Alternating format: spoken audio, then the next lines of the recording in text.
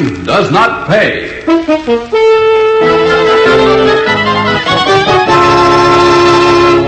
Boy, oh boy, some party, huh, Maggie? Was it? I hadn't noticed. Just terrific, baby. Well, let's see now. This is Friday. Seems to me we had the same party, except for my little invention, every night this week. Oh, but that invention, Maggie, you're a genius. Just like me. Okay, genius. Then how about figuring some way to have some real fun? There's nothing wrong with this layout. Everybody thinks it's swell. Everybody but me. I want out. And fast. Ah, come on to bed, Maggie. You'll feel better in the morning. I hate the country. I hate staying in one spot. I promise you, Joe, I won't feel better in the morning. Yes, you will. Come on, let's hit the hay. Better get this straight, Joey. I don't want to hit the hay. I want to see the world.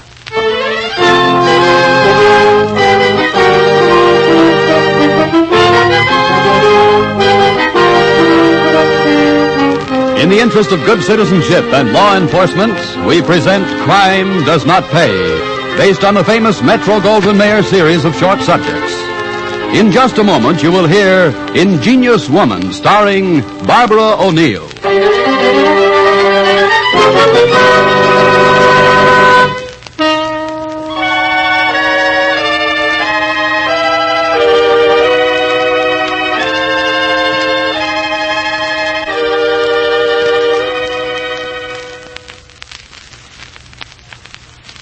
Now, Crime Does Not Pay, starring Barbara O'Neill as Maggie Davis in Ingenious Woman.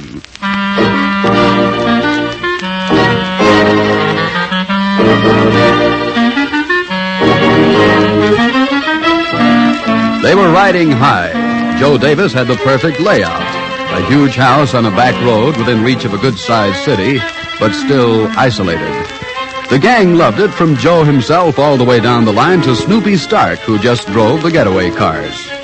Yes, they all loved it, even Joe's wife, Maggie, or so it seemed.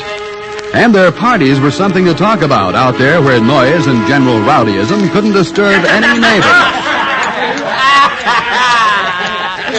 Hey, Maggie, how's about a smooch, eh? Stop it, Hotshot. You're not funny when you're like this. Oh, come on, Maggie. Joey won't mind. He better mind. Well, naturally I mind. Natch. What do I mind? Oh, you go away, too. You hear that, Hotshot? Is that a way to treat a one and only husband? One and only's right.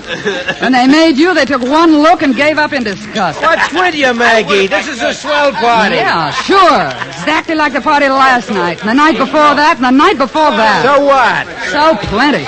I'm bored. Hey, fellas. Hey, fellas. Wait a minute. Maggie's bored. Make her laugh. Oink, oink, oink, oink. Not very funny. You got any ideas? Your turn, Maggie. Hey, ideas. Who's got ideas? Who's got ideas? Yeah, let me hear the ideas. Who's got it? Well, as a matter of fact, I have an idea. You got an idea? Yeah. You want to play a new game? Yeah. Well, okay. Now listen. I'm game. While you gentlemen have been sleeping your days away, little Maggie's been busy. So that's why I can't get into the library. Well, I picked the library, dear, because there's nothing in it you'd care to read anyway. There's no comic books. Very funny. Go ahead, Maggie. Well, who wants to be it? What is it, blind man's buff? No way. Who's it? Well, how's about we flip for it, huh? Yeah. Odd man. Okay. And no two-headed coin. Yeah. All right, when I say three, fellas. 1, 2, 3. Tails. Tails. Me too. I'm in, I guess. Heads. Well, then come along with Mama. To the library? To the library. The rest of you stay here till I call you. Okay, Queenie. Right. Hey, where's the lights? No lights. You're not supposed to see. And I don't have to. Just like post office when I was a kid. Yes, dear. Just. Now sit down, Eager. Where? Here. That's a good boy. Hey, it's an armchair. Hold the arms. Good. Now, one side. What you doing, Maggie? Now the other side. Hey, what's the idea? And the legs. I got it. Make me feel like I was getting a hot seat. Now the latest daché chapeau for Eager's lovely head. Oh, Maggie, let me out of this. And last, the lights. Hey, It is a hot seat. All right, boys. Hey, what's the matter? You want to be witness? Hey, he's cute, all strapped in. Don't even look natural. This for the Brooklyn job or that one in Florida? Hey, make her let me out of this. Come on, Maggie, let me out. It feels like maybe it works. You want to see? Hey, can you beat that, Dave? Hey, Maggie, let him out of that chair. Why? A good tickle never hurt anybody. I hear they give shock treatments to nuts, even. You're not kidding. You see, I rigged it to the wall plug. Maggie, don't do it. What, and spoil my fun? Of course not. Well, here we go, boys. Hey, Maggie, don't. Oh, that didn't hurt, did it? You want another little tickle, Eager? Hey, that's terrific, huh? Hey, Maggie, you're really something. What an idea, what an idea. Hey, fellas, get me out of here. Hey, look at him jump. Give it to him, Maggie. Hey, come on. Hey, this is just like the real thing. Hit him again, Maggie. Hit him again. Go ahead. Go ahead. Okay, boys. Okay, Eager's had enough. Now, who wants to try my little invention next?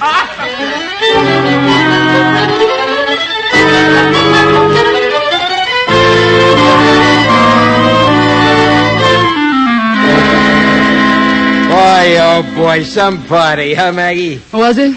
I hadn't noticed. Just to riff, baby. Let's see now. This is Friday. Seems to me we had the same party, except for my little invention, every night this week. Oh, but that invention, Maggie, you're a genius. Like me. Okay, genius. Then how about figuring some way for us to have some real fun? Well, what's wrong with this layout? Everybody thinks it's swell. Everybody but me. I want out, and fast. Ah, come on to bed, Maggie. You'll feel better in the morning. I hate the country. I hate staying in one spot. I promise you, Joe, I won't feel better in the morning. Yes, you will. Come on, let's hit the hay. You better get this straight, Joey. I don't want to hit the hay. I want to see the world. All of a sudden, the world. All of a sudden, nothing. Before we got married, you promised me trips, cars, and clothes. And what have I got? 12-room hole in the country and no place to get dressed up for if I had the clothes. All right. So what, where, and how? Well, now look, Joe. You could let the boys keep house here, you see? We've got the passports. We never used them. We could get a couple of visas for England, hop a plane, and be over there in no time. You got it all figured, haven't you? Well, of course. You think all I do with my time is figure out how to build phony electric chairs?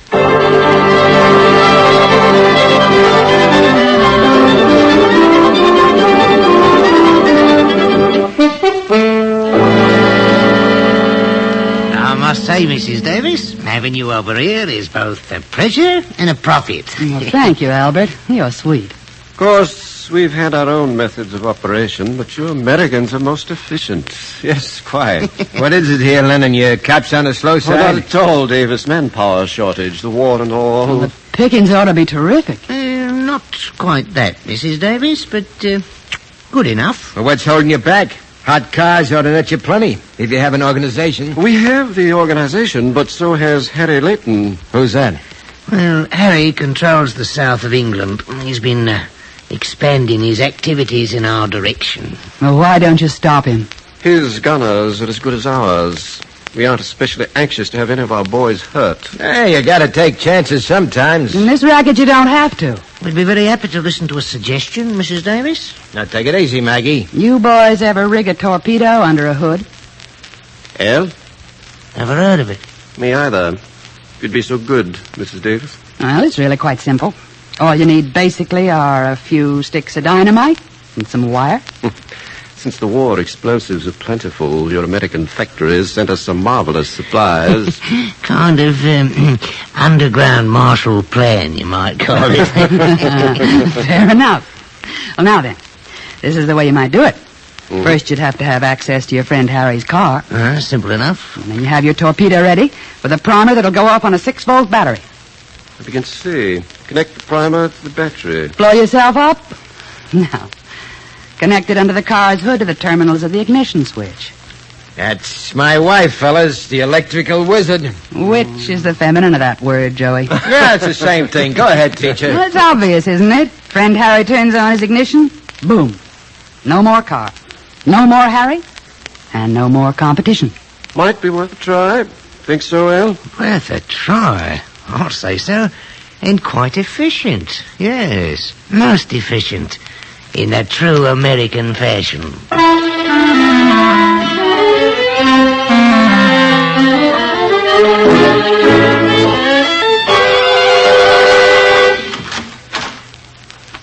That you, Joe? Right. Well, the boys did it, Maggie. Every one of those silly London news hawks with the sandwich signs, you know. What about him? Special, get your special edition. Gang warfare. Addie Layton goes up in smoke. Hey, hold everything. Yeah? Sergeant Detective Rivers, CID. May I come in? CID, what's that? Come right in, Sergeant. CID. Why, that's Scotland Yard, isn't it? Yes, madam. Quite correct. I assume you are Mr. and Mrs. Joseph Davis? And what if we are? There are no ifs about it, Mr. Davis. We've been with you, shall we say, since your arrival here in England. Well. Yes, madam. I dropped by to advise you we've taken James Lennon into custody. We expect very shortly to apprehend Albert Maxwell. And what's that got to do with us? Nothing, I trust. However, we do know of your contacts with the parties in question, and we regret to inform you that the Foreign Office finds it necessary to cancel your visas at once. They have so informed your ambassador. We expect you to act accordingly as soon as transportation is available, or we shall have to take you in charge. Good day, sir. Madam. What was he yakking about? Oh, don't you get it, dimwit? Start packing. In plain American, we've been given the heave-ho. Right out of dear old London.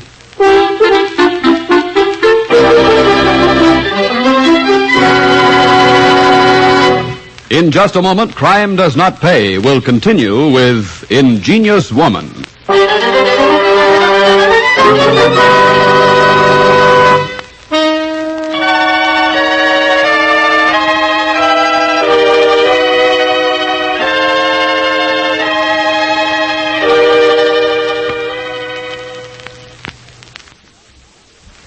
Now we continue with Crime Does Not Pay, starring Barbara O'Neill as Maggie Davis in Ingenious Woman.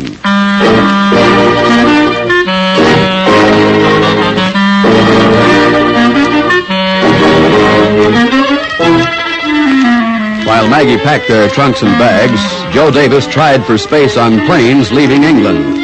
There was none available. Joe tried the big ocean liners. Joe tried the smaller passenger vessels. Joe and Maggie finally arrived in Miami, Florida, aboard a grimy freighter. Maggie did not permit Joe to forget that voyage for a long time. 50 square feet of deck for 15 days. That's all we had. 50 square feet of rolling deck. And the food and that stupid first mate. All right. I heard it all before. Yeah, and you'll hear it again. Great brain. Oh, we had the passports. No one will check us. Don't get new ones under phony names. So Scotland Yard tails us from the minute we got off that plane. Now listen, it was your idea. The passports, I mean. Not after I thought about it, it wasn't. Who wanted to see the world? Well, you saw it. London, Liverpool, and every lousy port in the West Indies until we hit here. Don't you complain. Me, I'm glad to be back in a country where people talk American. All the good it does. And a third-rate, broken-down flea bag they call a hotel. Not even on the beach. The city of Miami on the wrong side of Biscayne Bay. This joint is perfect for my operations. Your What now, lame brain? It may interest you, Mrs. Lame Brain, that I'm taking over the bookies in this burg. Oh, and buying a half interest in the racetrack, no doubt. Could be someday. Someday. When? Snoopy and Eager are coming down. Oh, tell me when. I'm going to rig another little electric chair for little Eager. Day after tomorrow. And leave the chairs alone. Don't worry about that. Well, Eager will be afraid to sit down around here. What's your plan? Well, frankly, dearest, it's none of your business. Now, look. As long as I'm married to you... This is one operation I'm running my way. You know Big Jim Palmer runs the rackets around here? So what? I'll cut him down to size. Stick around, Maggie. You'll see fireworks before the winter's over.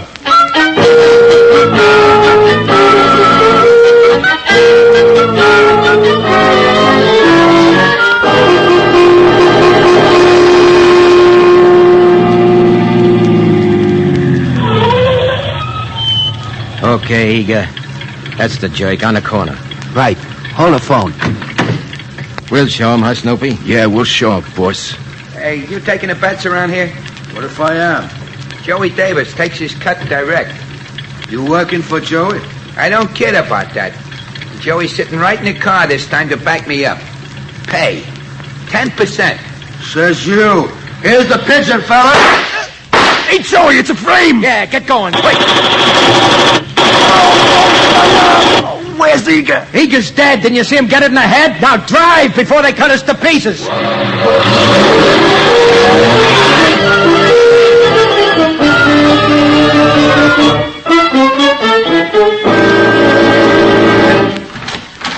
Hey, Maggie. Hey, give me a hand. Snoopy's hurt. Hurt bad? Where's Eager? Eager's dead. They opened up on us with a chopper. My arm, it's broke, I tell you. My arm, it's Come on, broke. put Snoopy on the couch. Get his jacket off. Yeah. You and your half interest in racetracks. What'd you do? Try to take a bookie in broad daylight? Yeah, I figured it'd scare the pants off a big How'd you know? I know you, dummy. My arm. Oh, it's not so bad. Only a flesh wound. Were you followed here? How would I know? We just beat it. Oh, that ties it. You botched it again. I'll start packing, bright boy, while I tie up your boyfriend here before he bleeds to death.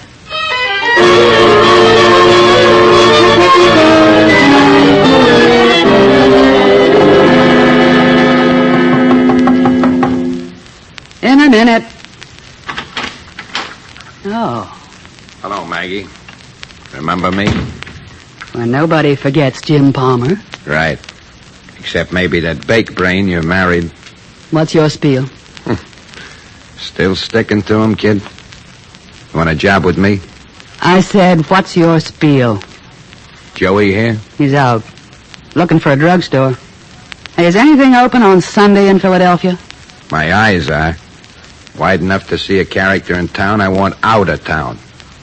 Tell Joey when he comes back. You got 24 hours to scram out of Philly. Or it'll be as unhealthy around here as a certain street corner in Miami.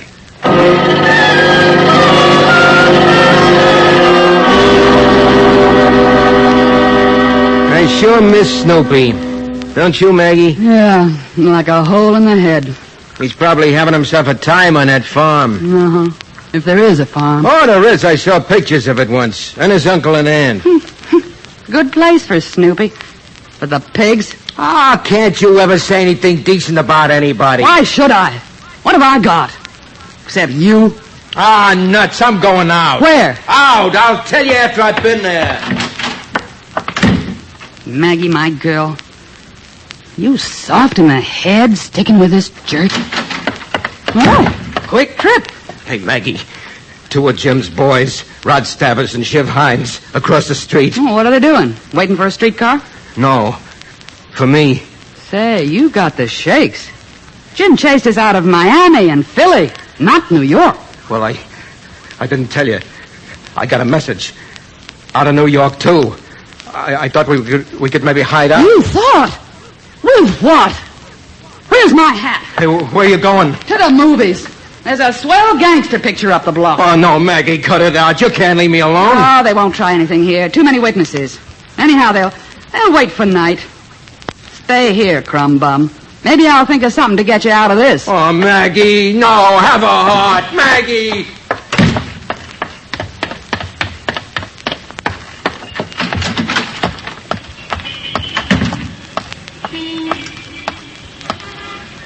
Which one of you is Rod Status? Who wants to know? I'm Maggie Davis. Yeah? Pleased to meet you. This here is Shiv Hines. Hello, Sid. Yeah. I understand you boys have an interest in my husband. You might call it that. The boss has. I know. I saw him in Philly. Offer you a job? He did? The boss likes his dames grown up. Meaning exactly what? He don't play with kids. I'm not a kid. You'll do. Too bad your guy ain't got brains to match your looks. I'm beginning to feel that way myself. Yeah? Why don't you ditch him? I promised my mother I'd never get a divorce. That all? Forget it. And look, lady, for a dame whose guy is on the spot, You sure are taking up time with the wrong people. Am I, Rod? Ain't you? Maybe not. Maybe the job you fellas have to do works two ways. So what? So maybe there's a quiet little place around here we could go and talk. What about? Oh, things like husbands, knives.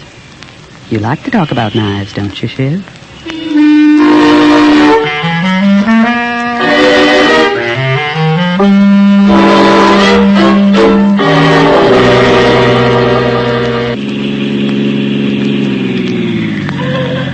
Mrs. Davis? Right here, Rod. Yeah, the boss said okay. Good. Now, you won't nuff this now. I've had enough botched jobs to last me a lifetime. Don't worry about that. All right, start talking. You go in the front way. This key opens the vestibule door. Yeah, gotcha. 2 flights up, door facing the head of the stairs. Yeah. 2nd floor rear. Yeah. He didn't even take a front room. And he ain't sitting there with a heater waiting for us, because if he is, Big Jim will see to it that you die, slow and uncomfortable. He's sound asleep. Doesn't even know I'm out. Here's the key to that door. You sure make this easy.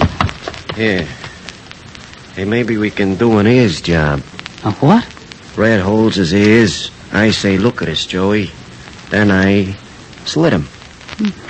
Maybe you can. All right, come on, Shiv. Time's a wasting. You coming, Mrs. Davis? No, I'll wait till you come back. Then I'll go up and find him. Good enough. All right, come on, let's go. This one ought to go quick. Good. Now, get the hood up. Set it. There. Between the engine and the dashboard. Wires? Nice little work line. Don't even need no flash. All set. He turns the ignition key. Boom. Joey'll be done. And no witnesses. Neat. Well, they should be through by now. Well, that was fast. Like a hot knife through butter. Pretty neat. Let's go, Mrs. Davis. Go? Where? You didn't think Jim would let you go around loose after this job, did you? Oh. I see. Here? No. Boss said to take you out a ways. You did? Boss wants me out of ways. In this car? Right. Told us just where and how. It'll be quick. Oh, no, it'll be quick, all right. Very quick. Is Shiv driving? Or do you hold that gun on me and drive at the same time, Rod? Shiv drives. We sit in the back. All right, get in. Certainly. Now make her stop that rot. She makes me nervous. You wouldn't want me not to laugh in my last moments, would you? Shiv? All right, shut the door, Shiv. You got the car keys. Well, here goes nothing. You're so right, Shiv. Here goes nothing. Turn the key, Shiv. Here goes nothing. Start the car, Shiv. Got it. Here we go. Just remember, Shiv, the joke was on all of us.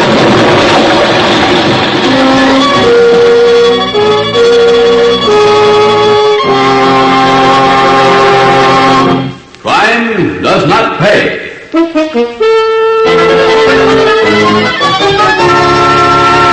Barbara O'Neill, who was starred as Maggie Davis in Ingenious Woman, will be back with you in just a moment.